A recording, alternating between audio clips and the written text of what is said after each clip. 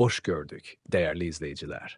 Ülkede ve dünyada baş verən ən son xəbərlərdən anındaca xəbərdar olmaq üçün Günlük Xəbərlər YouTube kanalımıza abunə olun və bildirişləri açmağı unutmayın.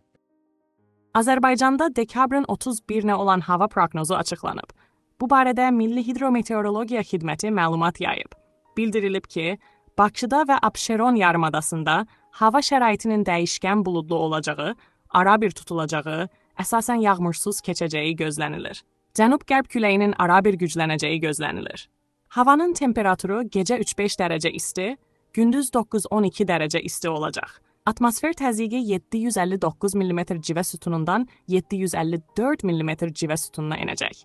Nisbi rütubət gecə 70-80%, gündüz 45-55% olacaq. Azərbaycanın rayonlarında hava şəraiti əsasən yağmursuz olacaq. Lakin gecəyə doğru bəzi dağlıq ərazilərdə arabir yağıntılı olacağı, qar yağacağı gözlənilir.